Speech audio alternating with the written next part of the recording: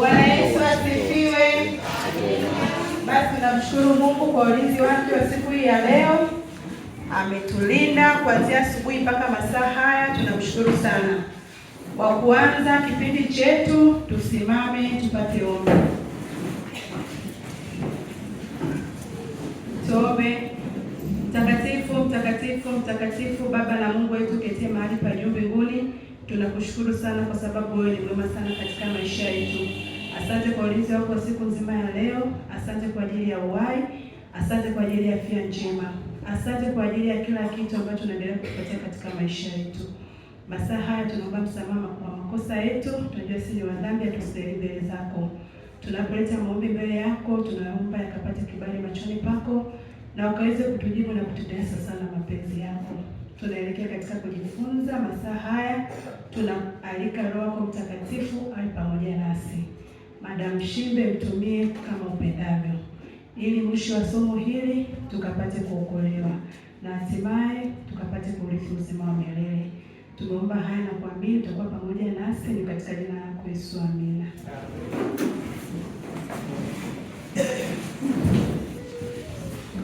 Wapendwa, habari za jioni. Ninamshukuru Mungu kwa kunitoa Chipogoro na sasa nimefika hapa. Na leo nilikuja na mwenyekiti wenu akasema ndiye amenishusha hapa, akaondoka akasema niwasalimie sana. Tumekuwa na mikutano mizuri kule na leo imekwisha.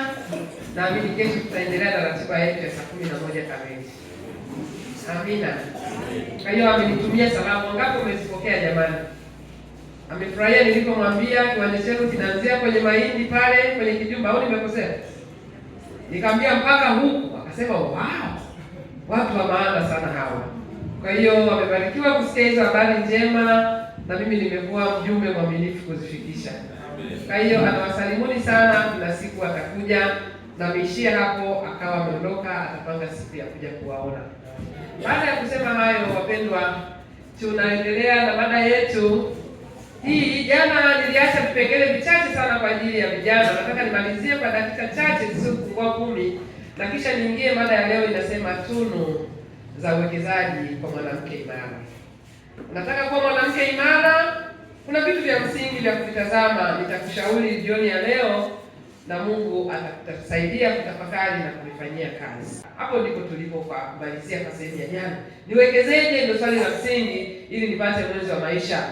Na sio kazi rahisi. Unaweza ukaona picha inayofuata hapo, binti anamshautia mkaka naye anasema kama haiwezekani basi. Ndio mwingine anasema unikome usirudie tena. Lakini hawa mwisho wa siku niwaambie wanakuja kuoana. Ni miujiza ya ajabu ambayo Mungu anatenda, ambapo unadhani haiwezekani, lakini ndani ya intervention ya Mungu anashangaa anakuja kutenda siku za usoni. Lakini wengine mpaka wamefikia hatua wanapoachwa wanalala barabarani, wanasema kwa kweli kama fulani haitawezekana ni bora nife nikatishe maisha yangu. Hao nao wapo katika maisha yao. Huyo kijana kalala barabarani na yuko tayari kwa lolote, kwa sababu swala hili sio swala lile. Lakini hatimaye huwa inawezekana. Kimwona huyo, hivi ni siku ya nini hapa watu wanaobishana? Eti huwa wanabaki na nani siku gani hiyo? Siku gani hiyo? Waadventista hatuamini katika Valentine Day. Japokuwa kule duniani wanafanya na ninyi mnafanya wakati mwingine, hatuamini katika historia ya Valentine Day. Muda uruhusu ningewasimulia, lakini hatuamini hapo. Lakini Biblia imetumia njia nyingi za kuonyesha mwenzi wa maisha anapatikana wapi. Nitakutajia chache. Wewe kwanza, nyinyi mlio mjaoa na kuolewa, simameni kwanza. Simameni mimi nawauliza maswali. Nikishamaliza maswali yangu ya 12, alafu mtakaa. Simameni ambao hamjaanza maisha ya ndoa. Simameni jamani. Simameni tu, ni kwa nia njema. Ila usiwe mtoto wa sekondari. Haya. Tunaenda. Msiogope. Haya. Njia zilizotumika kwenye Biblia za kutafuta mwenzi.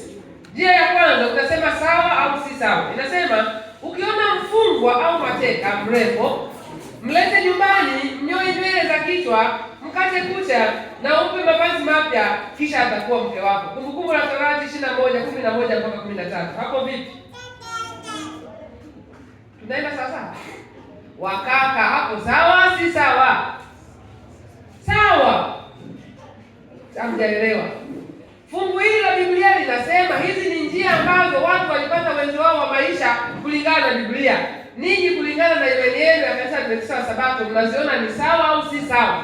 Ndio nasoma sasa. Tunaenda vizuri. Njia ya kwanza iliyoandikwa katika Kumbukumbu la Torati 21:11-13 inasema ukiona mfungwa au mateka ambaye ni mrembo, yaani uende lile gereza la Isanga au gereza la pale Mirembe pale ndio Isanga. Haya, umlete nyumbani huyo mfungwa, kisha umnyoe nywele zake kwa sababu amekaa gerezani muda mrefu, na ukimaliza umkate makucha yale yaliyorefuka na umpe mavazi mapya, kisha atakuwa mke wako. Hapo sawa si sawa? Kanisa la mioyo. Kama si sawa sema si sawa. Sawa si sawa? Amina. Tunaendelea njia nyingine tulio kwenye maandiko. Maana watu wanapotosha maandiko na kutaka kutumia njia ambazo si sawa kwa kigezo kama hata Biblia imeandika. Njia nyingine iliyotumika, mkamate bikira ambaye hajaolewa, mshike kwa nguvu, kisha umlipe baba yake vipande 50 vya fedha. Baada ya hapo anakuwa mke wako. Ni sawa si sawa? Biblia inaandika aina ya ndoa tutafuta mwenzi wa maisha. Tunaenda nyingine. Ya tatu, tafuta kahaba na umuoe kama alivyofanya Hosea 1:1-3. Hiyo njia ni sawa si sawa? Hosea alitumia kupata mke wake. Tena kuna njia nyingine ya 4. Tenda wema kwa mkwe mwenye binti 7, umvutie kwa kunywesha maji mifugo yake kama alivyofanya Musa kumpata Sipora na hatimaye muoe. Hapo sawa si sawa? Tunatenda wema kwa mkweo, si ndio? Na mimi nawakumbusha wadada mlioko hapa, hao wote mnaowaona hapa ni maagent wa kuwaletea waume wa kuwaoa. Usimdharau mama yoyote wala baba yoyote kanisani. Wana ndugu zao hawa, si mna ndugu zenu? Si mna watoto wenu? Alafu ndio mdada yuko hapa anakuacha mnasimama huna kiti, yeye amekaa na kugeukia kiti hicho. Hawa ndio watakao waletea wachumba wa kuwaoa. Kwa hiyo wapuuzie, wachukulie poa, inakula kwako. Sawa? Hiyo ni njia moja wapo. Hiyo umeikubali. Njia ya 5. Nunua kipande cha ardhi na kama sehemu ya mkataba upate pia mwanamke kama Boazi alivyofanya. Alisema atalikomboa lile shamba, na kulikomboa lile shamba akampata nani? Ruth kuwa mke wake. Hiyo njia ni sawa si sawa? Kwa kuwa kwao binti kuna mali nyingi au kuna kiwanja na wazazi wamekufa wamemwachia ile ardhi, unaenda kwa njia ya kununua ile ardhi, na kisha yeye anakosa pa kuishi, na mwambie tutaishi wote hapa, mimi nitakuoa. Hiyo njia inakuwaje? Sio sawa? Alitumia Boazi. Tunaenda namba 6. Nenda kwenye sherehe na ujifiche. Wanawake watakapotoka kucheza, mkamate mmoja na mchukue ili awe mke wako kama Wabenjamini walivyofanya. Ni sawa si sawa? Biblia imeirekodi kama njia moja. Kuna ndugu zenu waliwahi kupata wake kwa njia hiyo. Haya, tunaenda njia ya 7. Kupata mwenzi wa maisha sio kazi rahisi. Na kuonyesha na kushika kwa Biblia ambavyo watu waliolewa kwa njia mbalimbali. Biblia ina mambo mengi. Haya, Mungu akuumbie mke wakati umelala usingizi. Kumbuka hii itakugharimu ubavu mmoja kama Adam. Utakubali Mungu akuumbie mke ukiwa usingizini alafu fanyie operation? Kuna watu wanatikisa kichwa wanasema hamna. Adam alipata mke kwa kulala usingizi, akafanyia operation, alipoamka akakuta mke. Watu wanasema hapana, lazima nimuone mimi mwenyewe. Wengine wanasema wataka, lazima na wewe uone. Wanatikisa vichwa ila hawajoshi mkono. Lazima na mimi nione. Haya. Njia nyingine ya 8, njia 12 tutaruhusu mkae. Hii kubali kufanya kazi miaka 7 ukweni ili kupata mke umpendaye. Kubali udanganywe na kuoa mwanamke usiyemtaka. Kisha ufanye kazi miaka mingine 7 ili kumpata yule uliyemtaka awali, na utumie miaka 14 ya taabu kwa ajili ya kumpata yule binti umpendaye. Hapo vipi, sawa si sawa? Hapo sawa? Unaweza ukamsotea msichana kwa miaka 14 ukiwa unafanya kibarua kwao. Wamekataa. Mzee wa kanisa mbona jana hapo hataki mambo. Haya, namba 9. Samueli wa kwanza 18:27. Kata govi za mbele 200 za adui wa mkwe wako mtarajiwa, nawe utampata binti yake awe mke wako. Yaani uende kupambana vita na wanaume makini, kisha ushinde vita wa kupigana na wale maadui wa baba mkwe wako wenyewe wa kaka, na kisha ushinde vita ndio akupe binti. Hapo vipi? Umekataa, sio sawa. Daudi alifanya hivyo ili kupata mke wake. Haya, twende 10. Hata kama huoni mtu yeyote, zunguka tu kidogo na hakika utampata mtu. Kama Kaini alivyozunguka katika nchi ya Nodi na hatimaye akapata mke akaoa. Yaani unaamka tu unaenda mjini unazunguka, ajaye na yatoe maji ya uzima kule, unapata mke unarudi nyumbani. Hiyo njia unaionaje? Sio sawa ya kuzurura. Haya. Njia 11. Pambana uwe mfalme wa himaya kubwa na uandae shindano la urembo. Sawa? Yaani upambane kama ni kupitia Chadema au CCM, upate nafasi kubwa hata uwe mbunge na mipesa ije, kisha ita shindano la mamisi. Misi miuji. Waanze kupita mbele mamisi miuji kama 10 hivi. Atakayetokea wa maana, atakayeshinda ndio anakuwa mke wako. Hiyo njia vipi? Suleiman. Mfalme wa Usuleno alitumia kitabu cha Esther sura ya 2 mstari wa 3 mpaka 4 kutengeneza miswali. Njia ya mwisho. Ukimuona mwanamke unayempenda, nenda nyumbani uambie wazazi wako, nimemuona mwanamke. Sasa nichukulieni awe wangu. Wakioji uamuzi wako, sema tu, nichukulieni huyo, yeye ndiye anayenifaa. Ni Mwadventista, sio Mwadventista, ni mpagani, sio mpagani, ni mzungu, ni Mkorea au ni Muhindi. Namtaka huyo sasa nimuoe. Hiyo njia vipi? Kaeni sasa. Tutumie njia gani sasa? Hizo ndizo njia ambazo hii ya mwisho alitumia Samsoni akampata Delila kuwa mke wake. Lakini njia ya mwisho ya 13, 14 13 inasema muue mume wa mwanamke na umchukue mke wake. Vipi hapo? Umempenda mama fulani ni mke wa mtu, lakini basi umeona mume wake hafai kuandaa isipokuwa wewe. Hiyo njia alitumia nani? Daudi. Na akampata Bathsheba. Njia nyingine ni hatari. Kupata mke sio jambo rahisi. Na wewe usichukulie poa. Na kutajia hivi vyanzo vyote vya kupata mke kibiblia ili na wewe uone kazi sio rahisi, umtafute Mungu kwa bidii. Haleluya. 14 anasema usichague sana. Chukua wengi na fidia upungufu wa ubora kupitia kuwa na wengi. Yaani uwe na theluthi ya malaika upopote. Wakufuate wanawake kama 50 hivi, 80 wasichana, kisha kupitia hao wote wanao 80 uchague mmoja. Njia hiyo vipi? Wakaka na wauliza njia hiyo vipi na wadada? Uwe na wachumba kama 100 hivi.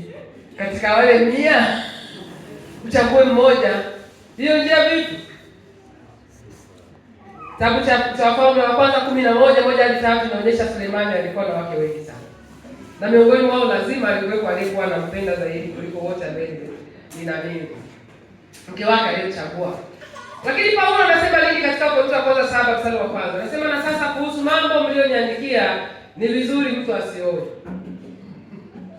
Maana haya yote niliyoyataja yalimfikisha Paulo mahali anasema ni vizuri mtu asifanyeje? Mimi bado nakutia moyo usikate tamaa kama Paulo. Jipange upya, ziulize mbingu zitakuletea mwenzi. Lakini kwa kuwa dhambi ya zinaa imeenea, kila mwanaume na awe na mke wake mwenyewe, na kila mwanamke awe na mume wake mwenyewe. Kwa hiyo nitamani hayo niweze kuonyesha kwa vijana ili kuweza kukusaidia wewe uweze kujua ni jinsi gani unapomhitaji Mungu kwa ajili ya swala zima la kutafuta mwenzi wa maisha. Kuna nadharia 4 ambazo nitakupendekezea jioni ya leo za kutafuta mwenzi wa maisha, nitazitaja tu. Nadharia ya kwanza ya kutafuta mwenzi inapatikana kitabu cha Mwanzo. Nadharia zote sura ya 2 mstari wa 18 mpaka wa 25, nadharia ya kwanza, nadharia ya ufanano. Mungu alipomwonyesha Adam kwamba huyu ndiye mke wake, alipomuumba Adam alimweka katika bustani na akamwacha aweze kuona ni mnyama gani anaweza kufanana naye. Akawaita majina wote na kisha akawafahamu. Alipokuwa akimtazama twiga, anasema huyu siwezi kufanana naye. Akimtazama mbwa, anasema huyu hapana. Akimtazama swala na urembo wake, akamtazama pundamilia, wote Adam alisema hawezi kufanana nao. Dunia hii ya leo, vijana wetu mmekuwa mnafanana na kila mtu. Umefanana na mlevi, umefanana na kahaba, umefanana na mwenye kope za kubandika, umefanana na mwenye sitting allowance za kubandika. Wote unafanana nao. Mungu akusaidie utafute wa kufanana naye. Haleluya. Mmefanana mno na watu wengi, sasa yatosha. Baki kufanana na mmoja. Nadharia hii katika matumizi ya sasa, kama alivyoshauri mtu mmoja anaitwa Olson mwaka 2000, ameandika katika chuo cha Nebraska University, ameshauri vitu vya msingi vya kusaidia kufanano usivisahau. Umri usisahau, daraja la kijamii usisahau, elimu, rangi au taifa usisahau, dini, tabia au haiba ya mtu usisahau, vinasumbua sana. Lakini nadharia ya pili na nadharia ya kuchuja, kuondoa au elimination, ameandika mtu mmoja anaitwa Keshoff mwaka 1962. Yeye anasema uzingatie ukaribu, kundi la kijamii, mvuto, face attraction, utangamano na compatibility katika mipango, vivutio, maadili na kadhalika. Lakini hii ya mwisho ya 5 anasema fidia, compensation, udhaifu uliopo ufidiwe na kitu fulani kizuri. Kwa mfano, umemwona binti au mkaka ni mwongeaji sana na wewe upendi waongeaji, lakini katika uongeaji wake ule anachapa kazi ya Mungu, ni mwema, lakini pia ni nadhifu. Unasema hata kama ni mwongeaji sana, lakini hizi zingine 3 bwana, zitafidia, zitafunika huko. Umeelewa habari ya fidia Kwa hiyo asiwe mtu ambaye vyote ni vibaya alafu unajipanga kwenda kumbadilisha. Wewe hujamuumba. Alienda uwezo wa kumbadilisha ni Mungu peke yake. Halo. Waulizeni walioko kwenye ndoa walioingia na vitu fulani wanavijua, wakiwa wamepanga kuvibadilisha mpaka leo wanakomaa navyo. Viko vichache sana ambavyo unaweza kuvitoa kupitia maombi. Lakini hapo ndipo ushauri wangu ulipo. Dating game nitaiacha, lakini mvuto kwa mara ya kwanza, initial attraction, lazima akuvutie wapendwa. Sio tu unachukua kwa sababu mama amekuletea, ni mambo ya kizamani yale. Au baba amesema binti anajua kulima. Huko kwenye ndoa hapendi kulima tu, kuna vitu vingine pia. Haleluya. Binti ni mchapakazi. Kwenye ndoa kazi na sehemu yake na maisha mengine yana sehemu yake. Kwa hiyo upendo kwa mara ya kwanza lazima akushtue au umpende, lakini utathmini maadili yake na uchambuzi. Kitabu cha Mwanzo kimeeleza. Nadharia ya 4 ni ya kulala usingizi, ambayo wengine wameikataa hapa. Nadharia inasema umruhusu Mungu afanye operation. Unapotafuta mwenzi wa maisha, mruhusu Mungu afanye operation. Kubali kulala, sio unatafuta mtu kwanza na kisha unamuombea. Wewe hujakubali kulala usingizi. Mungu aliruhusu Adam alale. Hebu piga picha hii mlio kwenye ndoa.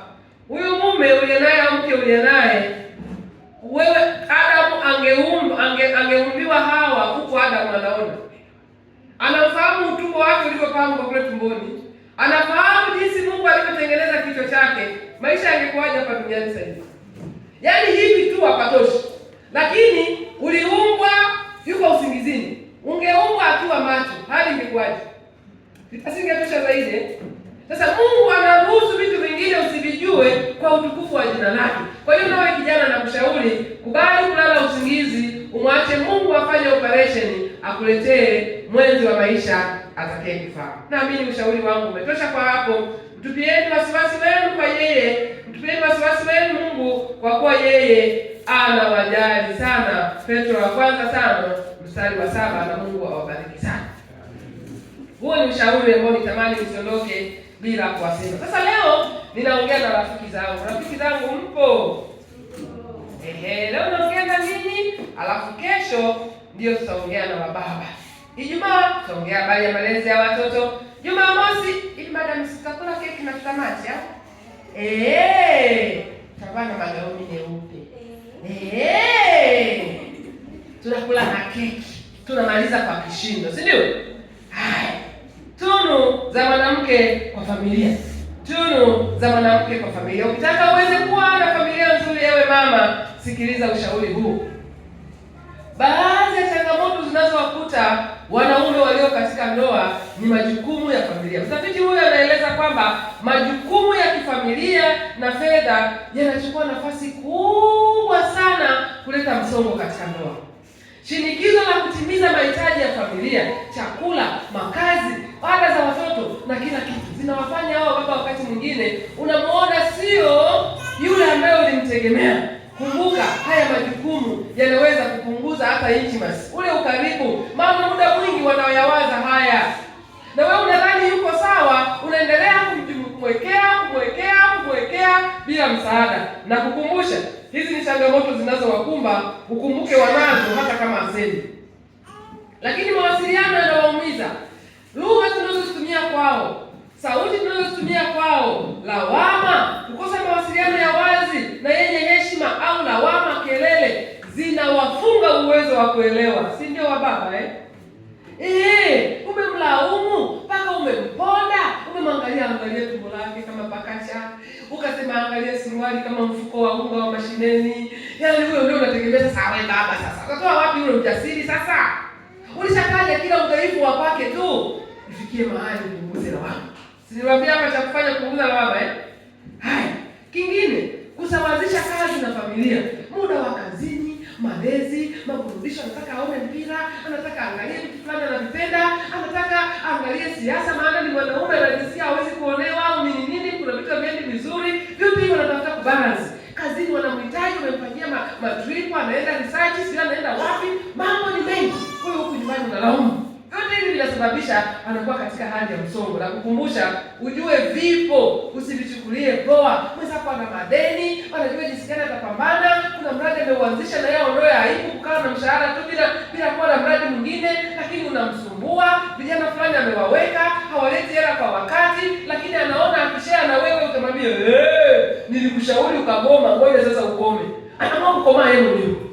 Jamani, nasema ukweli sio kweli? Anakomaa mwenyewe kiume, hakwambia anachokipitia, usije ukamrudisha sema si nilikushauri ukagoma, ngoja ukome. Anasema kuliko nikapata zile dharau tena, ngoja ninyamaze. Anakomaa mwenyewe. Na kukumbusha zipo. Lakini matarajio kwenye jamii, anaona aibu, ameanza kazi pamoja na wenzake wanamiliki vyombo vya usafiri, yeye bado anapanda bodaboda na mvua hizi. Inamstress, inamletea stress. Mbona wenzako wameshahamia kwao? Kila mtu nikiongelea anasema amehamia kwake. Mbona mimi nimeshindwa wapi? Yanaendelea kuzunguka ndani ya akili ya mwanaume na kukumbusha yako. Wakati huo ndugu zake wanamlinganisha na kaka yake mwingine mkubwa. Mwezi wa 12 kuja hapa nyumbani, fulani alikuja na familia yake na cruiser na akabeba na mizigo ya mchele. Huyu jamaa tunaenda kumfuata kwenye basi, alishuka na shabibi. Yaani ninamuumiza. Umeona kijijini hajajenga nyumba. Umeona? Akipita kwenye kijiji anasalimia kisibanda kama shimo hivi. Anaona kijana wa fulani aliyesoma nenda sala 7 kijijini, amekomosha jumba pale kwao. Yeye hela za kujenga nyumba kama hiyo hana. Akifika pale nyumbani kichwa kinamuuma. Hata kugeuza hivi shimo angalia nyumba ya jirani anaumia. Na wewe umeendelea kwao. Alafu unaanza kumsumbua sasa utalala wapi? Na wengine wote hapo. Sasa unafanya utalala wapi? Unaongeza pilipili kwenye macho.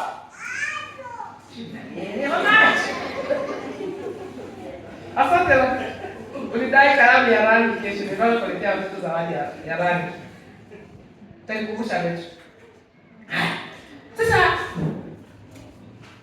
mwanaume ambaye anapitia ninayoyataja, akapata na mke ambaye ni yule mama kuku, niwaambie ndani ya patoshi. Tunaelewana watu wa Mungu? Kwa hiyo wanawake, ninakukumbusha haya, uyaelewe na kuyazingatia. Wenzako wanaoyapitia, anaweza akasema au asiseme na usijue. Utakuwa unaona kama kwa kazi na sana jamani.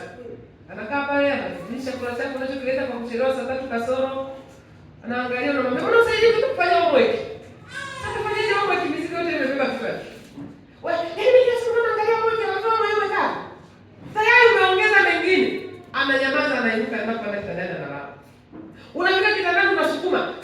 Mbona umelala tu hata atuongee? Na wewe na kesho sikile kwaje? Anaona kukujibu ni tabu, bora kuache tu usukume. Na usingizi samani kidogo, na usingizi nimechoka sana. Unamwona kama ni mbovu, apendi na hajakwambia I love you. Ili katika mazingira kama ninayoyataja jamani, utasikia I love you kweli? Mama Neema hawezi kutamka huyu.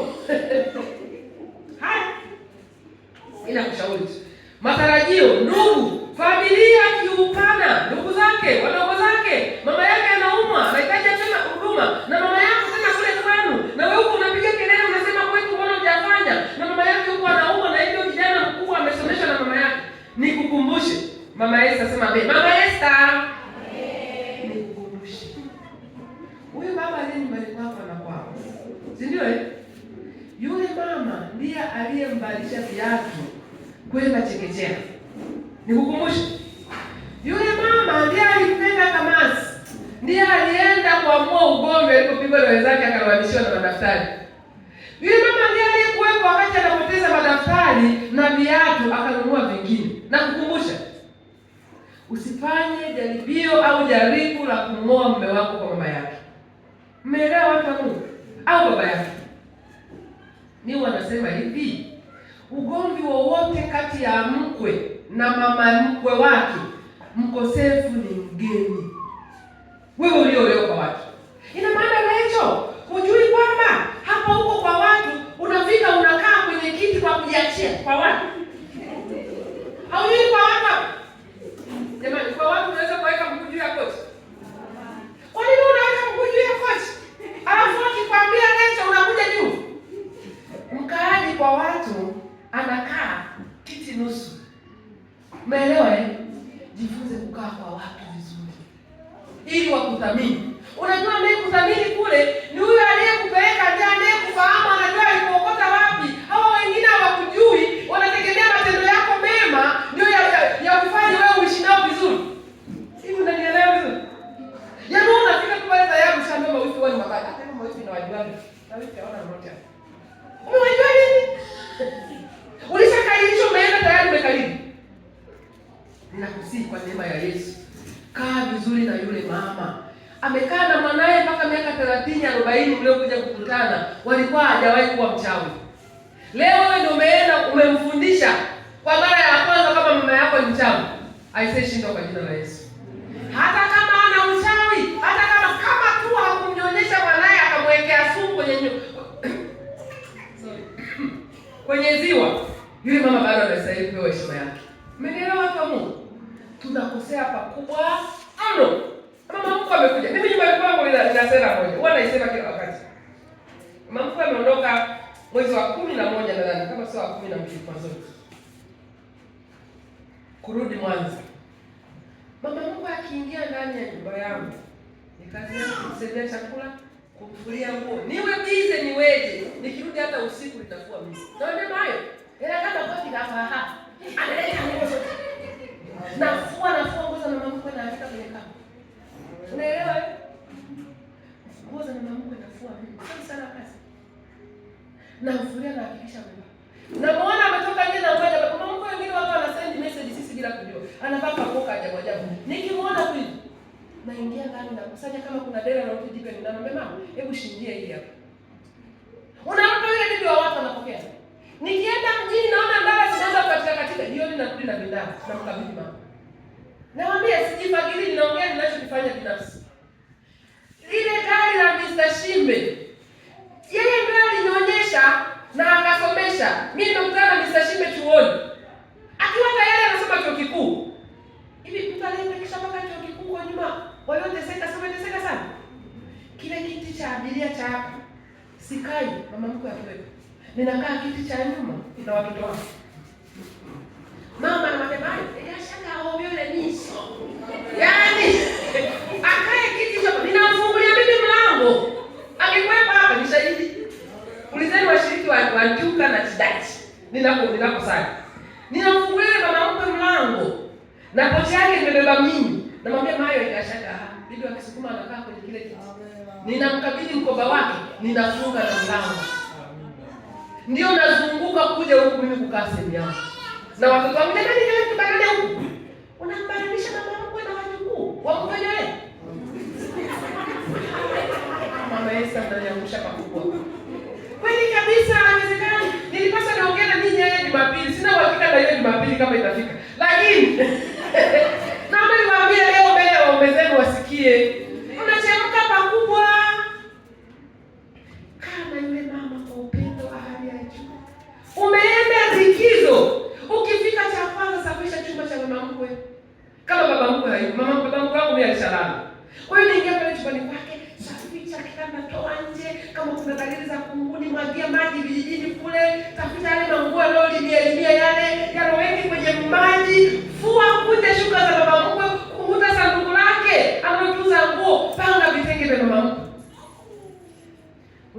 akaondoka akafanyaje yule mama? Nayo kaka haka koko. Akakwambia mama, akakuku hapa. Nenda ukalie dukani na watoto na vimayai na vimichembe anakufungia. Amekupenda. Wewe ni wa thamani kwake. Yaani ukifika huko tu kama Miss World, yani unaenda kusalimia shemeji unatoka pale kwa shangazi mkubwa. Wewe shindo kwa jina la Yesu. Uko bizi na vitanda kijijini, kitanda cha wapi na nyusi? Za nini? Aliyekupenda ni mmoja, ndio huyo umeenda naye kwao. Unaenda kuwaonyesha umetoka mjini, wewe sio sawa na wenyewe. Na nikwambia hawakuthamini ukienda kujifanya wewe sio sawa na wao. Ukijichanganya ukakaa sawa na wao. Niwaambie mimi sio Msukuma. Nilijifunza Kisukuma kwa kuandika.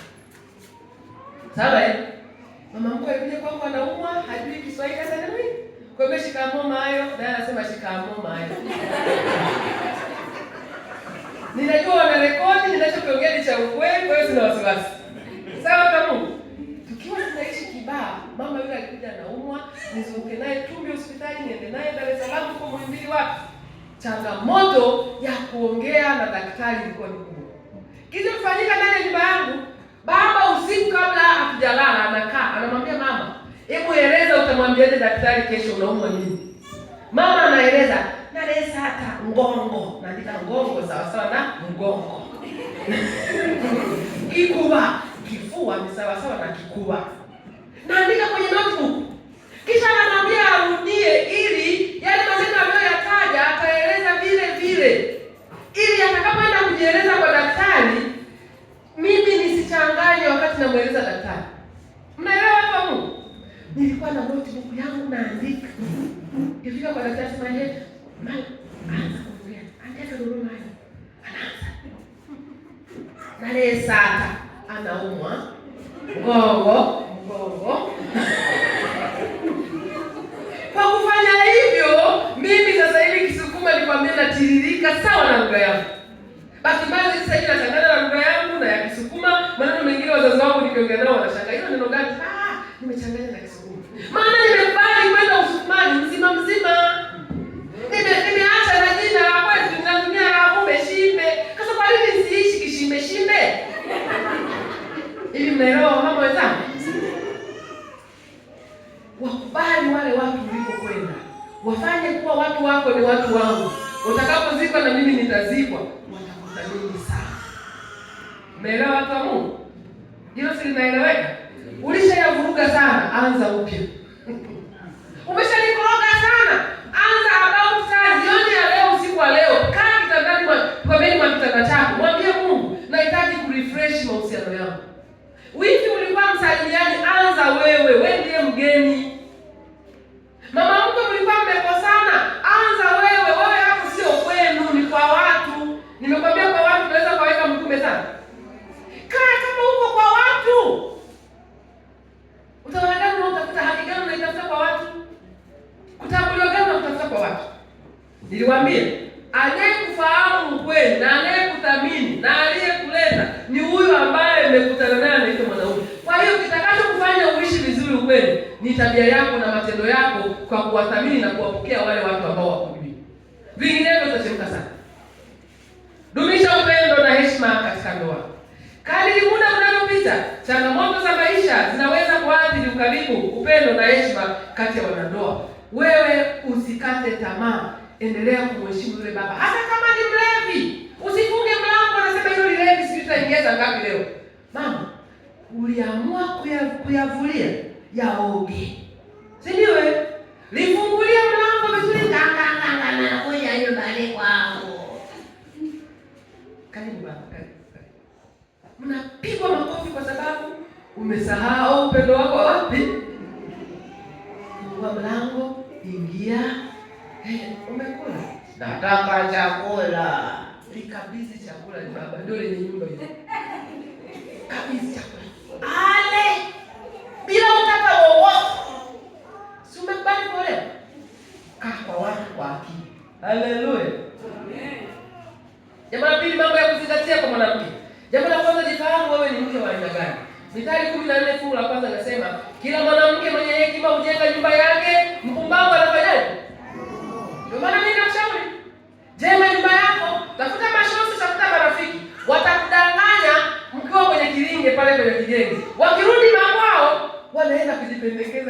wanunuliwe na magari. Wewe umetoka huko na bicho kubwa. Yaani mtu kama huyu anabadilisha aje? Anabadilisha ni mwambie mmoja, tamwambie jibu moja. Anakudanganya. Za kuambia sana. Niwaambia hapa jana kwamba ukigombana na mume wako ukaenda kumsimulia mwingine, shosti atabaki kujua hamuelewani. Hata kama mlishamaliza huko ndani. Na utashangaa anaanza kumsha hivi, leo mtu lako vipi sasa hivi? Roho inakumwambia, ni mtu gani? Kumbe mlishamaliza na mume wako. Yamebaki na ile negative leo msimulia juzi. Sasa hivi tunaelewana bana, sasa hivi tunaelewana. Wanaume utaweza wewe, ama badilikaga tu. Yeye mwambie hivi tunaelewana, lakini yamebaki kule. Kuwa makini unashauriana naye. Mwanamke mwema ni taji ya mumewe, bali aibishaye ni kama kuoza mifupani mwake. Yaani hata funza wanatokea. Mwanamke aibishaye. Chunga kinywa chako Mama Neema, usimdhalilishe mume wako mbele za watu, wageni, rafiki zake. Katu usiingilie mambo ya kazini kwa mume wake. Mama, mpaka unaenda kazini kwake unaenda kufoka. Hivi shemeji, hivi ile extra duty wewe unakuwa shingapi? Papa wewe sijawahi kuiona ile shemeji. Wewe unakuwa hakika kabisa extra duty. Overtime je? Basi sawa. Bila shaka, naenda kuongea na zake. Unajua mke wa fulani kuja kuniuliza baada ya overtime. Inaonekana jamaa afungui vizuri mambo ya pesa ni kwake. Umeshamdhalilisha mwenzio. Umenielewa kina mama wenzangu? Funga kinywa chako. Acha kudhalilisha mwenzi wako. Habari ya mipango ya familia. Mmenunua shamba, sijui mmenunua gari au gari liko njiani.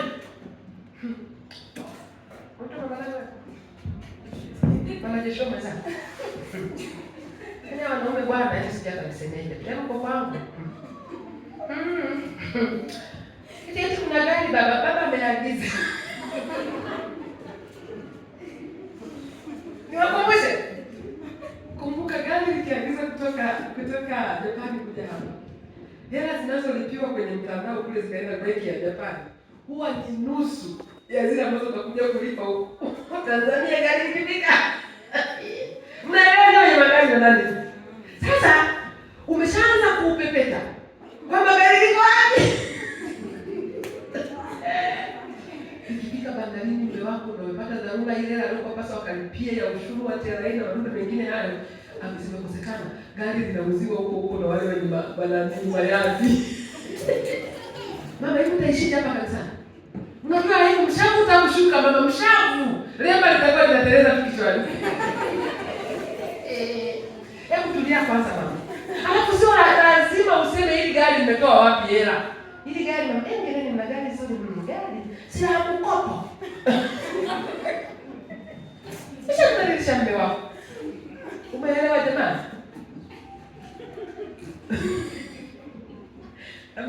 Nijeni na ninakuwa tu machikweni naogopa mnavyotazama. Niendelee uniachie hapo. Jamani, umedhalilisha mno. Wageni wamekuja pale nyumbani, umekaa na baba, wanaongea na mambo yao. Unajua kama baba hajakuita kukushirikisha, si busara kwenda kuweka mkeka pale. Ni rafiki za baba wa kazini wamewatembelea pale, baba atakuwa amekujulisha mapema, rafiki zangu wanakuja kuniona. Sio story zote zinakuhusu basi. Hebu jifanye kutoka ukaandae kajuisi kule, vikorosho na nini. Kama kuna jambo la msingi baba anahitaji na wewe ulisikie. Subiri uitwe. Yaani wageni wamejaa wadi, karibuni sana. Shemeji, karibuni sana shemeji. Wanaongea, unajua ile swala bosi pale unajua alikuwa amezingua. Mabosi wa siku hizi jamani. Yule juzi ndio wangu ametoka hapa narudi kwa mbele. Kwa hata furaha. Kupita kwa huyo bosi shemeji, kwa ndio yule. Kweli Mama John. Unaniangusha wewe hujafundwa na baba Shini. Umeelewa eh? Hebu jifanya ya kuhusu, kaa mbali, subiri uitwe. Baba anafika pale mgeni anapongeza, anasema, "Hongereni sana. Mna nyumba nzuri sana, mna nyumba nzuri sana." Baba amesema alitaka akauke, si ndio eh? Kuna wakati mwingine unakauka, unataka kusema kwamba ni umepanga au ni kwako, si ndio? Mna nyumba nzuri sana. Shemeji, kwa nini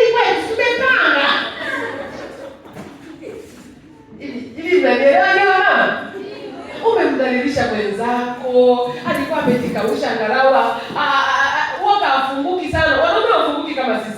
Afunguki sana kule ofisini, wewe umeshamwaga undani wake, yaani umeshamdhalilisha, amekuwa mwepesi. Hebu take your time. Chukua wasaa wako, kaa mahali fulani mbali, subiri kama kuna jambo utaitwa. Vinginevyo baki na shughuli zako, uwe busy kule. Wakati wa kumaliza maongezi yao wanaume watakuita. Waje wakwambie, shemeji, naona niondoke, muda umetosha. Shemeji, nilikuwa nahangaika huko. Wakati wao hata mboga nilikuwa nahangaika huko shemeji, lakini kwa kuwa umewahi kuondoka basi shemeji, karibu tena siku nyingine. Karibu sana. Jamani, sinapendeza na maneno.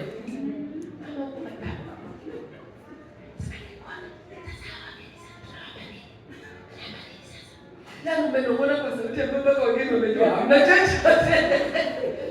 Hapana. Tumeelewana hapo Mungu? Hapana. Familia iweze kuwa na sebuleni na chumbani. Hali kadhalika wakwe wakija, huna sababu ya kukanyaga waya pale umekaa umekomaa.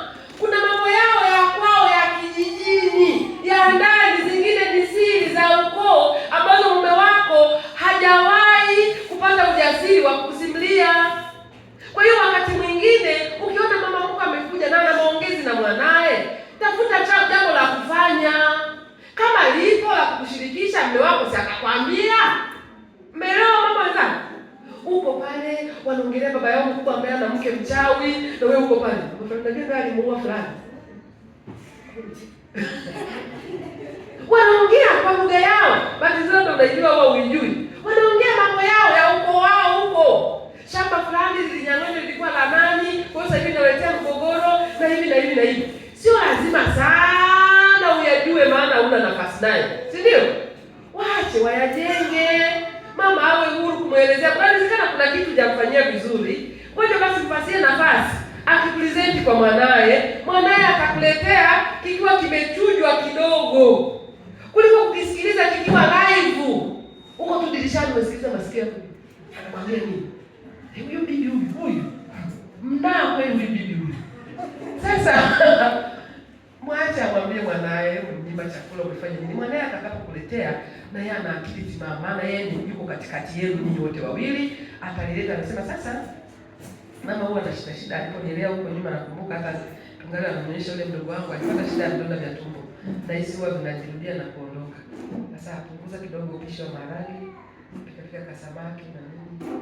Nadhani atafurahia. Sawa, nilikuwa sijui historia ya ugonjwa wa mama. Unaona inaenda vizuri. Wakati huo yule mama ameshamwambia mkwe ameninyima chakula, amefanya hivi na hivi. Huyu baba akikuchujia akakuletea, itakuwa rahisi kulipokea na ukabaki chanya kuliko kusikiliza ikiwa bado bichi kile kama. Umeelewa watu wangu? Haya, nenda angalia katika dakika ngapi?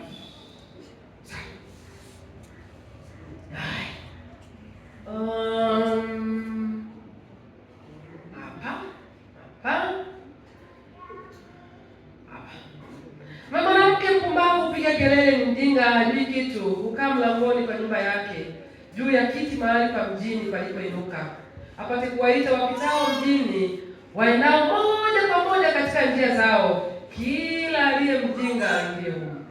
Ndio sifa za mwanamke mpumbavu. Unashinda bila kazi yoyote, unakaa mahali fulani kwenye kibaranda, wewe ni mchambua wapitao, unaangalia misuko ya nywele, unaangalia magauni ya watu waliovaa. Biblia inakutambua kama mwanamke mjinga na mpumbavu. Na unapiga kelele. Jioni wewe mwenyewe. Kupitia fungu hili. Mke mwema wa Mithali 31, mnajua sifa zake, si ndio? Mithali 10 mpaka 31. Nataka nisaje tu mke mwema ni nani? Anaaminiwa na mumewe kupata mapato. Huyo si baba yako mzazi, ni mumewe. Atakuchoka.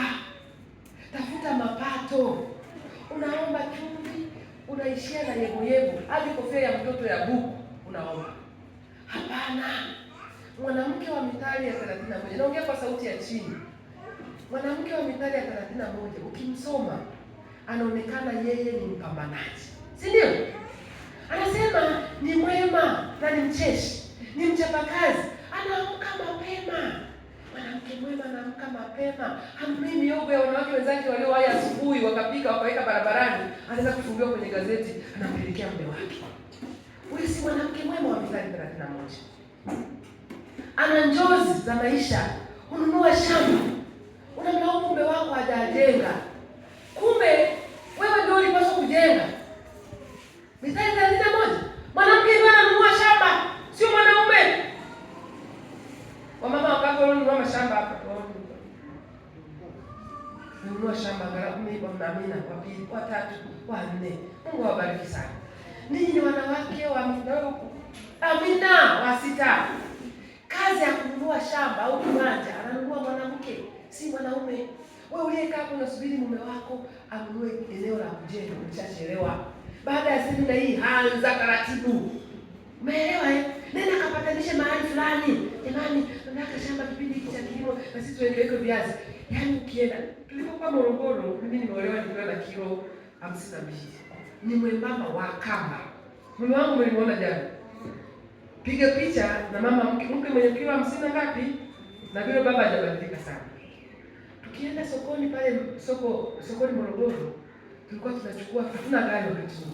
Tunachukua vitu tunaweka mahali fulani kwenye karuka. Alafu vile vitu tunatafuta taxi tunaviweka tunaenda nyumbani. Mara ya kwanza huyu baba akienda kutafuta taxi, wanampiga bei kutoka mjini kwenda Kilakala 15,000. Mimi nikienda naambiwa 3,000. Tukausoma mchezo mzee wa kanisa. Tukikuwa na safari, anaenda kupatanisha bei ni mimi. Wakiniona tu wanatathmini huyu kama baba fulani hivi kauza nyanya bali. Baba, ndio baba yangu na kwa baba yangu. Tusaidia tufikishe hapo Kilakala mara moja. Mimi ndio nilikuwa kupatanisha bei kwa sababu ya muonekano wangu mduchu. Kwa kawaida waonyoyo. Ile baba kienda anatupiga bei. Tukajifunza. Kuepuka matumizi makubwa ya pesa. Tulikuwa tunabadilishana. Mahali popote panapohitaji bageni, alikuwa ananituma mimi. Nikifika naonewa huruma wewe. Acha kabisa. Naonewa huruma na pewa bei ya chini. Akija sasa kupanda kwenye taksi ile dereva naona anaangalia mimi. Mama vipi? Mbona unaongeza wapi? Hayo ndio mume wangu baba. Tulishapatana. Kwa nini nasema wamama? Wamama kuna hali fulani sisi huwa tunaonekana kama kuonewa huruma fulani hivi. Kwa hiyo ukikatumia kwa fursa katakusaidia kumkinga mume wako asipigwe bei mbalimbali. Wao huko wanaona aibu bageni, lakini sisi tunaweza. Mmeelewa hata Mungu? Haya, mwanamke huyu lakini anasaidia maskini, ni mbunifu, mumewe hujulikana malangoni, ana nguvu, anajiheshimu, ufungua kinywa chake kwa hekima. Kama huna la kusema funga mdomo. Wanasema hata mjinga akinyamaza huonekana mwenye nini? Mwenye hekima. Funga mdomo. Una cha kusema, kaa kimya. Jilazimishe. Tembea na kachupa kama maji. Unajua mimi kwa kweli nisiwezi kunyamaza. Lazima niupepete. Tembea na kachupa kama maji. Ukiona kuna issue hot sana fungua, weka mdomoni bugia. Umeelewa eh? Itakusaidia usiingie kwenye makesi mbalimbali. Lakini mke mwema utafuta kipato sio tegemezi. Hivi ni vyanzo vya kipato kulingana na Mithali 31 ya mke mwema. Ushonaji, fungu la 13 mpaka 14. Mithali hiyo imeandika. Ushonaji, anatengeneza mavazi ya kitani nzuri, si ndio? Ushonaji, unaweza kupata hela. Kuagiza vitu mbali, anasema yeye ni kama Melikebu, anatoa vitu mbali. Anauza vyombo mtandaoni, anauza mikoba, anaenda Kariakoo, anatumia. Unajua kuna watu wanafanya biashara ya vitu hawana maduka. Anaenda kwenye duka la mtu anapiga picha, anatupia nani status. Ukitaka hivi unafika bei. Unamlipa anaenda kuchukulia pale dukani anakuletea. Watu wanaishi hivyo mjini. Kwa hiyo huyu mwanamke mwema ni kama Melikebu, anatafuta vitu anakuja kuviuza. Biashara nyingine, biashara ndogo ndogo za nyumbani, ufugaji, kuuza vitafunwa, fungu la 15. Kilimo cha biashara, bustani za mboga mboga, fungu la 17. Kaisome hiyo Mithali 31 uhusianisha na kile kusema. Biashara ya mtandaoni masaa 24 anasema taa yake izimiki. Badala ya kuchati kwa bando lako bure, lile bando litumie kufanya biashara mtandaoni. Sawa? Visandos, viremba, vigauni. Kama Mungu amekubariki na kaumbo kazuri, kavae gauni fulani, jipige picha, jiweke status. Jamani, hilo gauni umetoa wapi jamani? Yaani ni nzuri, limekupendeza. Hawajui umbo lako ndio limeuza gauni. Wewe kimya. Jamani, umelipenda naweza nikakuletea. Unaenda dukani uliponunua, unasema kuna rangi ya blue, hii kama nilioivaa haipo, kuna rangi ya blue nyeusi, ungependa rangi gani? Anachagua rangi, unampelekea. Umeshakula hela yako, kata kaona nini nyumbani kwako, kabla zaka ni sadaka. Akienda kulipa linakuwa kama gunia. Wewe unajua yangu. Kuna kuhusu. Hivi mmeelewa jamani? Mwanamke mwenye akili mzalishaji. Mnaelewa? Kuuza bidhaa za urembo. Wanawake Mungu ametupa sura au ngozi ambazo kwa hizo tu ni promo ya biashara. Umepaka mafuta vizuri na kapoda umeweka juu. Mtu tu anakuuliza fulani, hivi unapaka nini? Mbona machunguzi nini yanatisha? Sema, unataka hii product. Yaani kuna mahali kuna kitu kizuri sana nimekigundua. Kama unakihitaji naweza nikakuletea. Niletee na mimi jaribu. Unaenda unaongeza kwa chaji. Si biashara bwana. Na nauli ya kufuata na kurudi. Dukani ni Kariakoni ni shilingi kadhaa. Unamwambia ukweli. Shilingi kadhaa, lakini mambo ya hapa na pale, jamani, hii itakuwa tu 15. Nini kimesababisha kupata mteja? Kashavu. Kalaini ni bango la marketing. Hivi umeelewa mama? Kwa hiyo kupaka mafuta na poda ni marketing strategy. Mmewahi kwenda kwenye maduka ya urembo mnaona wadada wanaouza mle? Ni sura mbaya kama mashimeni. Ni warembo. Ili mtu akifika na mzee umepaka nini? Ndiye ananunua. Kununua shamba na viwanja, kujenga nyumba za kupangisha. Mwanamke uliona shamba na akalinunua ni kazi yako. Sio kamlaumu kaka yako hapa sasa hivi. Baba asheni kununua viwanja kuanzia leo. Fahamu wajibu wako katika ndoa. Jambo la kwanza ni kumtii mume wako. Kuna faida tele katika kutii. Utii ni nini? Maana ya utii, kutekeleza hata kama kabla hujaelewa. Ndio utii. Ukianza kuhoji tu umeshika kutii. Utii maana yake nini? Kutekeleza kabla hujaelewa. Ukianza kuuliza kwa nini sasa? Mama nani? Mama Onyango. Twende Mwanza. Chukua begi huko twende. Usiulize kufanya nini. Utauliza ukifika Shinyanga. Wewe ndio umeti. Unaona ameinuka haraka. Amechukua begi lake, anajikusanya, tunaenda Mwanza. Huo ndio utii wanawake wenzangu. Ukianza tu kuwa na maswali kwa nini, of course, imagine, applied, wewe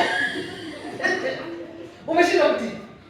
Tekeleza kwa upole, ukiamini kwamba aliyekwambia hilo ana akili timamu, ndiye kichwa, hawezi kukupeleka polini. Hatimaye ataona umuhimu wa kukueleza baadaye na mtaelewana vizuri. Ndio mpango wa Biblia huo. Na ni mpango wa Mungu, wanawake watii wenzi wao. Haya, kumlinda mume wako. Bwana ameumba jambo jipya duniani. Mwanamke atamlinda mume wake. Jamani, sio kumlinda kwa kukagua simu. Utakapokutana nao aliruhusu. Pressure inakuhusu wewe na Benjamin. Mimi simu. Sijakutuma kwenda kukagua simu ya mume wako. Unamlinda kwa maombi. Unamlinda kwa kumtendea mema atakayoyakumbuka anapokuwa mbali na wewe. Unamlinda kwa kumvalisha vizuri, asionekane akadhalilika kule akao wa ovyo ovyo. Mungu amegundua jambo jipya, mwanamke atamlinda nani? Kama unataka pressure ya kushuka, angalia simu ya mume wako, kagua mama message. Ukimaliza ambia WhatsApp, ingia na kwenye email. Tutakutana pale Benjamin. Jipange tukutane Benjamin. Hayo ni mambo yanafanywa na watu walio na mashaka. Fanya mahusiano yako na Mungu. Mungu mwenyewe atakulindia mwenzi wako. Haleluya. Tunza nyumba yako vizuri. Mabinti wamefanya yote, lakini wewe umewapita wote. Unapita wote. Tunatunzaje nyumba zetu, pika chakula bora kwa familia yako rafiki, tena kwa wakati. Saa 4 kasoro sio muda wa kupika. Ondoa vyanzo vya msongo nyumbani. Lala mapema na kuamka mapema. Zingatia usafi, mpangilio nyumbani kwako. Godoro lako ligeuze mara kwa mara. Kuna watu magodoro tangu wanunue hawajawahi kugeuza upande wa pili. Ni shimo sasa. Baada ya semina kageuza lile godoro Mama Joni. Unaniangusha. Jamani, ratiba ya familia ijulikani. Unalala leo, kesho watoto wanafanya kazi gani asijulikani. Naomba kajipange. Boresha mahusiano na Mungu, kisha utahusiana vema na familia yako. fanya kazi kwa kipaumbele, usijichoshe. Majukumu ya wanawake ni kweli ni mengi. Anafanya hili, ni mke, yeye ni mama, yeye ni bibi, yeye ni mwajiriwa, yeye ni bosi, yeye ni rafiki, yeye ni mtoto, yeye ni dereva, yeye ni mama wa nyumbani, ni mtu anayejitolea kanisani, anaimba kwaya, ni mtu anayejitolea kwenye jamii. Ufanye nini sasa? Weka vipaumbele. Vipaumbele vyako, tengeneza mipira mitatu. Mpira wa kwanza unauita ni mpira wa kioo, ni jambo ambalo ni la kwanza kufanya. Na mpira wa pili unauita ni mpira wa raba, unaoweza kuvutika, jambo ambalo linaweza likasubiri. Na mpira wa tatu unaita ni mpira wa zege, ambao hata ukidondoka huwezi kuvunjika. Kwa hiyo majukumu yako ya pale nyumbani yagawe kupitia hizi hatua mtatu, si ndio? Kwa mfano nakupa, mtoto anaumwa, kwenda kumsalimia mtu amejifungua na kwenda msibani Mwanza, unaanza na kioo, mpira wa kioo. Mtoto anauma, unaanza kwenda hospitali, si ndio? Haya, kwenda kuona jirani amejifungua, tunaweza tukaupa ni mpira wa raba, unaweza kuvutika, naweza nikaenda kesho au kesho kutwa, si ndio? Na kwenda Mwanza maana kuna msiba na mtu anawezekana sio wa karibu au ni wa mbali, lazima ihitaji michakato ya kupata tiketi. Kwa hiyo wakina mama wenzangu, tunashinda tukiwa bize kwa sababu ya kushindwa kuwa na hii mipira ambayo haidundi. Kila kitu unakiona ni cha muhimu. Unalala saa 7, unapanda kitandani ukiwa tayari wa baridi, umetoka kuoga bafuni, unaleta usumbufu mwenzako amelala muda mrefu, ameshatengeneza kajoto kake, na wewe unaenda kuingia kama joka la kibisa. Jamani, tabia mbaya. Alafu ukilaluliwa unasema wewe baba ni mkali anakufokea. Hapana. Oga mapema, kalale mapema, wote mkianza pamoja, ile baridi ya Dodoma na hizi mvua, angalau unaingia kwenye blanket ukiwa baridi mzima kama joka. Alafu unasema eti umelaluliwa. Hapana. Jambo la mwisho, ufanye nini? Uishi kwa furaha. Malizia, uwe mtulivu na tafuta amani kwa gharama ya wewe. Acha mikutano, ugomvi na mikutano haifai. Haleluya wapendwa. Acha hiyo. Methali 26:20-22 inasema moto hufa kwa kukosa kuni. Na bila mchongezi fitina inakoma. Moto ukiutolea kuni utawaka tena. Ondoa kuni rafiki, ishi kwa amani. Kama makaa juu ya makaa yanayowaka na kama kuni juu ya moto, ndivyo mtu mgomvi achocheavyo uadui. Maneno ya mchongezi ni kama vitoweo, nayo hushukia pande za ndani ya tumbo. Acha lawama. Nilishasema wanaume wengi wanatoka nje ya ndoa. Katika utafiti uliofanywa, nusu ya wao walioulizwa, wewe una mke nje ya ndoa? Ndio. Wewe una mke nje ya ndoa? Ndio. Wakaulizwa, wakatekwa pembeni. Wale waliosema ndio wakaenda kuuliza, nini kimekufanya kutoka nje ya ndoa? Majibu yao yalikuwa yanasema ni kwa sababu ya kutokuridhika kihisia. Lawama inachoma kama mkuki ndani ya moyo, inakera kama alarm clock. Acha lawama, utampoteza mume wako. Haleluya. Epuka lawama, tuhuma zisizo na mashiko, ukali na magomvi itakusaidia. Achaye mabaya na mtu mmoja aache mabaya, atende mema. Badili mtazamo, uanzie mema na kutengenezea orodha ya mambo mema. Hii niliwaambia juzi, lakini ishi vizuri na wakwe zako, nimeshawaambia waheshimu na kuwajali. Haya, mama mkwe anaweza akawa anakuingilia mambo yako. Kwa mfano hapa, mama mkwe anasema inaonekana hii mkate unaogeuza ni kama umeugeuza. Kubali kuelekezwa. Useme niko nyumbani kwangu alafu hiki bibi sasa kinaanza kunielekeza. Kubali, kilizaliwa kabla yako. Si ndio? Kubali. Tunza heshima ya mumeo kwa kuvaa vizuri. Hii mada nataka nifundishe sisi Sabato. Zingatia adili za uvaaji. Katika changamoto za kwanza Mungu kudili nazo hapa duniani, alidili na swala la kubaki uchi. Nyie wasoma Biblia si mnaelewa? Alimkuta Adamu na mkeo wamevaa wako uchi. Stress ya kwanza Mungu alianza kuitatua kwa mwanadamu ni kutafuta mavazi kwa ajili ya wale watoto wake wawili pale bustanini. Mungu anatamani tuvae tusibaki uchi. Linda heshima ya mume wako kwa kuvaa nguo za heshima. Unamdhalilisha. Kuna vitu anapaswa aone yeye tu, sio watu wananzengo wote wanajionea manyonyo, wanajionea mapaja, wanajionea kila kitu. Mama Joni. Hapana. Mtunzie vitu vyake, ni vyake yeye tu. Haleluya. Safiri kidogo ili kujenga kumbukumbu chanya. Misi msitu memories. Kila siku upo tu miuji jamani, mpaka Desemba miuji. Nenda basi kwenye kongamano la wanawake hapa siku 3 kurudi ili umisiwe na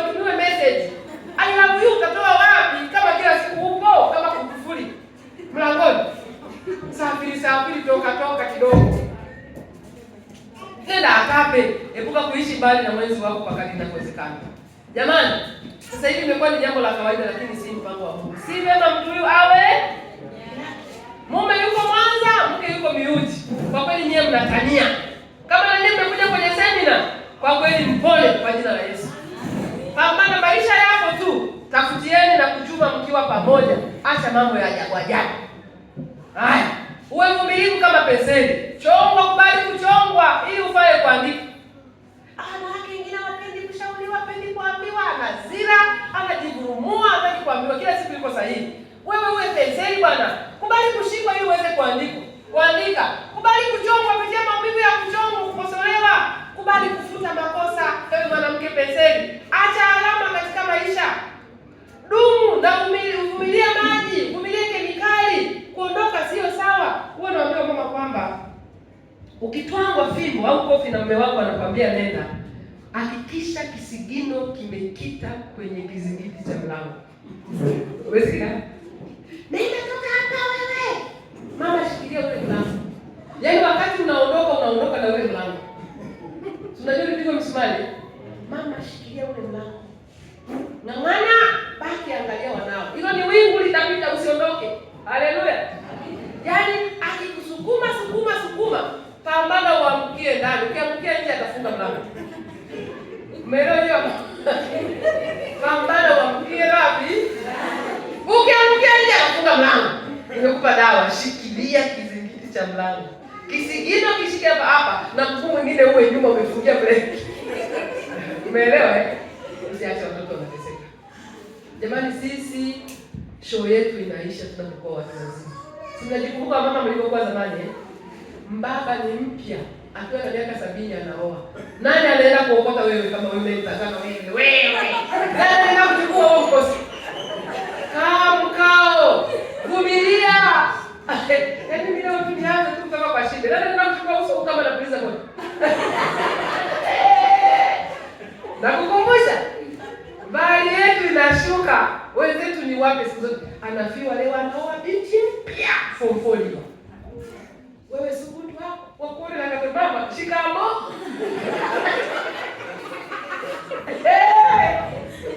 Mimi nitakaa mama hapa wakichapa.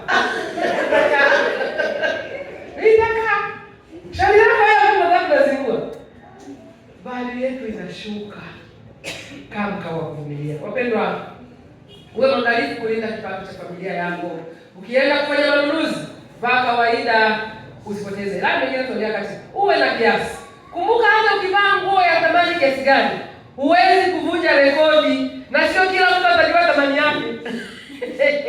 Pambana na fashion, pambana na mavazi. Yaani kwa mfano happy hapa. Gauni lako unajua mimi sijui bei yake. Hata kama kesho utakuja na jingine, bei yake sijui, akaunti yako ndio inazidi kusoma sifuri. Umesikia? Miwala yanihusu, kwa nini baba yanawahusu? Ili gauni langu ni shilingi ngapi? Yanakuhusu. Sasa wewe pambana na watu kuwaridhisha. Hawajui gharama, hawajui unatumia shilingi ngapi, komaa na kuwaridhisha watazamaji. Mpenzi mtazamaji. Komaa kuwaridhisha wapenzi watazamaji. Hakuna mtu anajali, hakuna rekodi utavunja. Alikuwepo Cleopatra, sasa ni mifupa.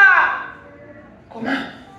Peleka hela yako kwenye vitu vya msingi. Hivi vya kawaida vielekezee attention kidogo, utafanikiwa muda si mrefu. Unashindana leo kitenge, kashona mshono huu naona fuata. Leo kama Uturuki naona ifuata, wakati mshahara wako 200,000, na msemana mimi. Kabiliana na asili kwa furaha. Ndio sehemu yangu ya mwisho.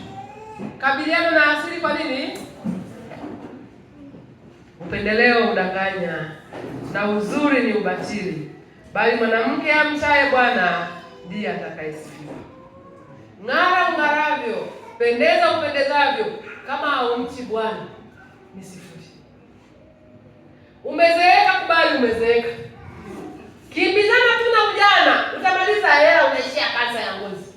Na kukumbusha, uso sasa hivi ni kama nyama huko, yaani diwani huwezi kupita. Yaani umeshakoboka.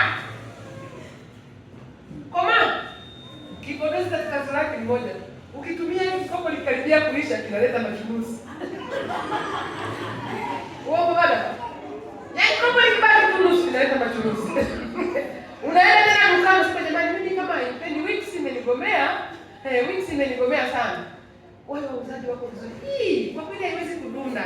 Jaribu hii. Kuna mambo fulani hapo kwa kweli ameisifia sana, sijui sana, lakini jaribu unachukua kingine. Kwa hiyo ndani ya nyumba yako utakuta kuna makopo ya vipodozi mengine yako nusu. Ukiyamaliza, ndio mbengeni nusu.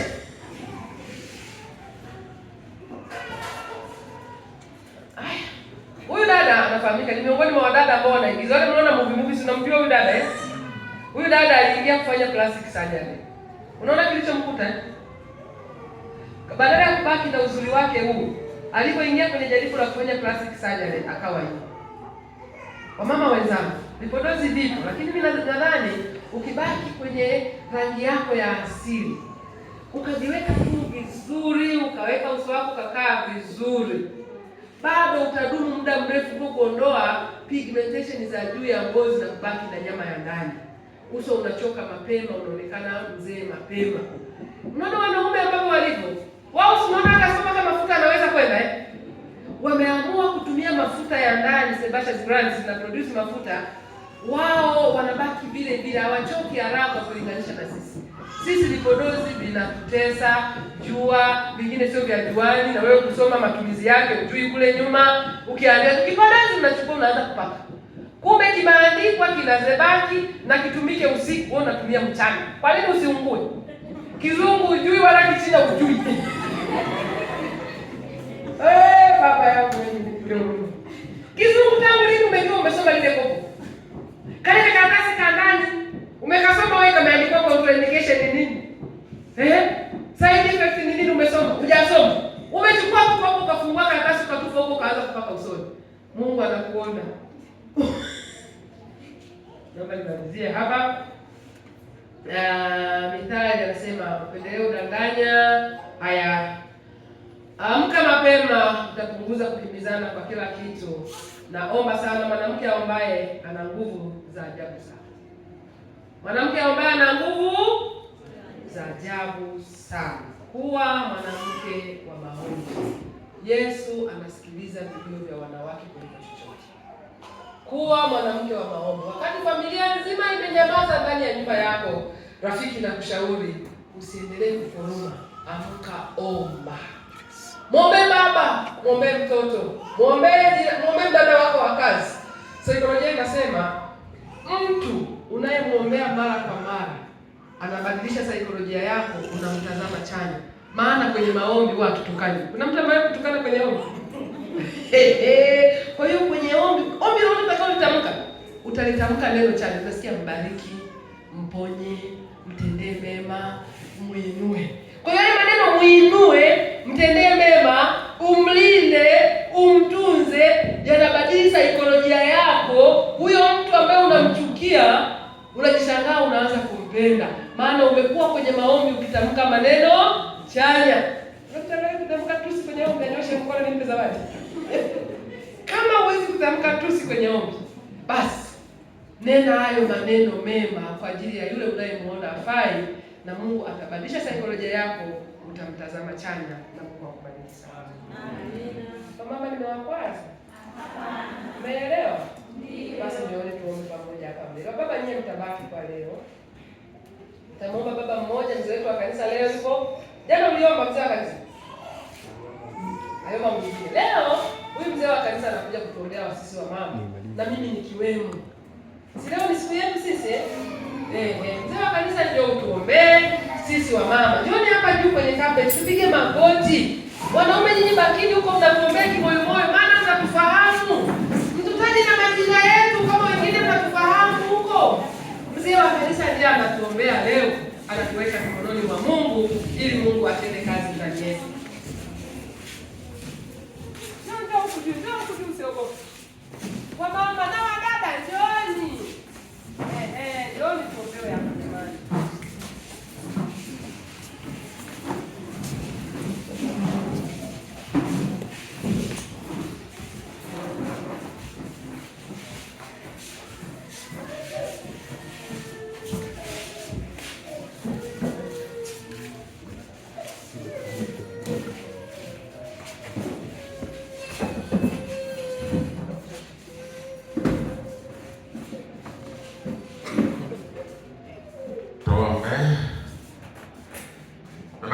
wetu na Mungu wetu mwema, tazama inavyopendeza jioni hii ya leo ndani ya jengo hili la kanisa.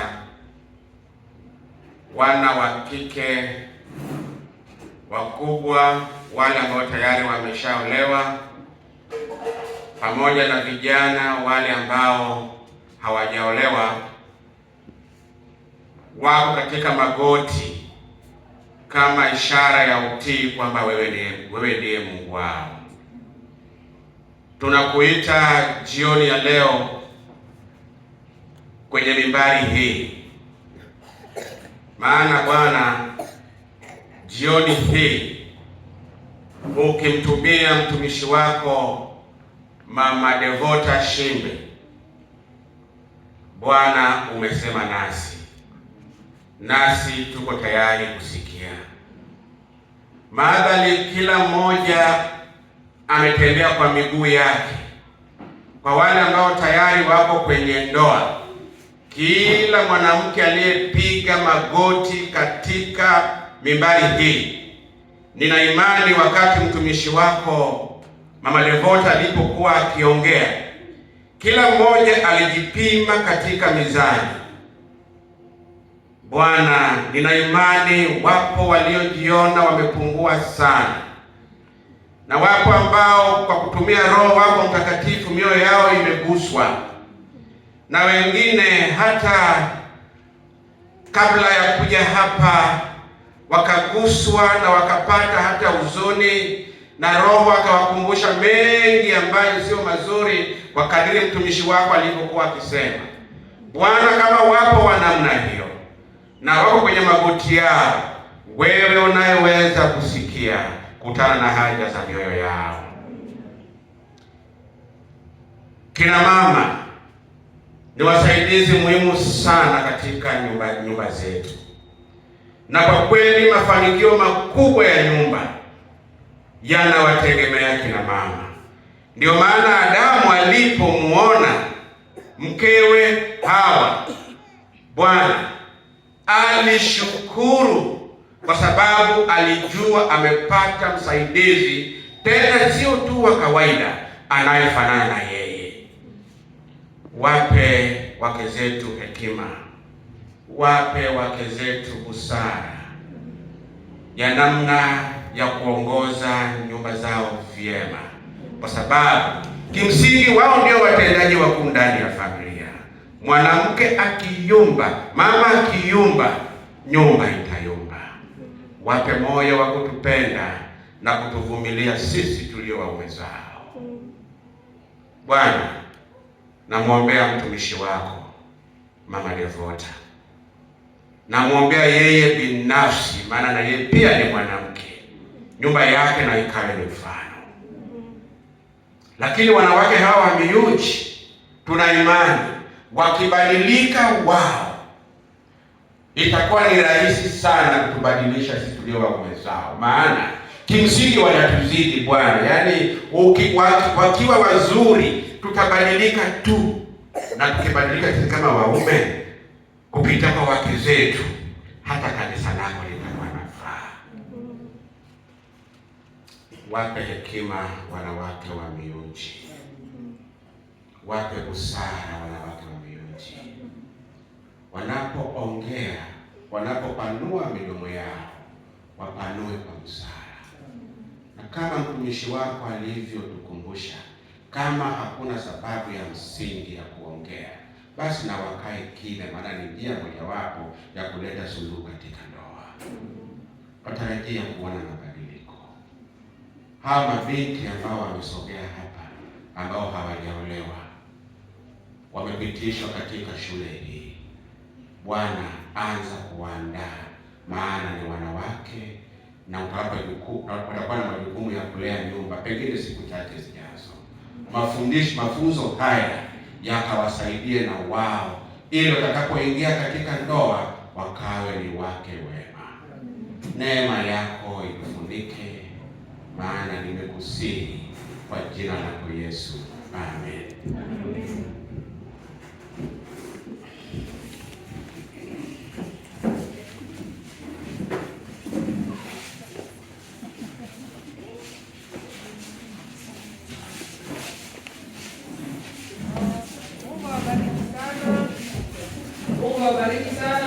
jioni njema, tukutane kesho panapo majaliwa. Naomba nione wageni wote waliotembelea leo. Unajua hatuwezi kusahau uwepo wenu jamani. Kama kuna mgeni apunge mkono nimuone ili kesho aje tena. Mgeni wetu aliyetembelea leo. Mgeni jamani, mgeni. Okay. Mungu awabariki, iweni na jioni njema hadi hapo kesho tena.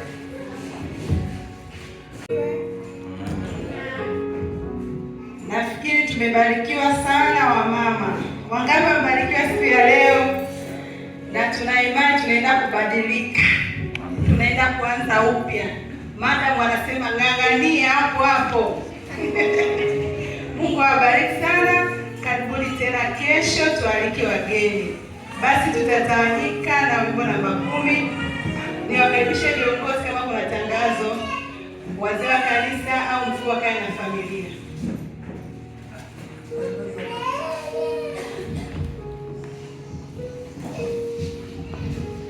Bwana Yesu asifiwe.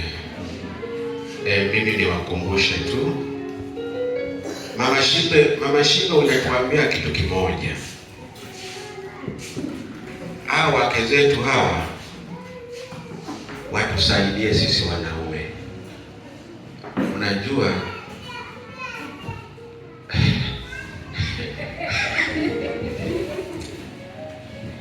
tunapotoka nyumbani kuja kwenye ibada, watu waangalie tumevaaje. Watunyoshe nguo zinyoke vizuri. Tusije kanisani na suruali unafikiri imetafunwa na ndama. Ni jukumu la wake zetu hawa. Waangalie mashati tunayovaa. Huku nyuma huku. Unakuta yani mwanamume anakuja kanisani shati huku imekuwa. Hebu watu waangalie, watu kague. Basi ndio washtaki.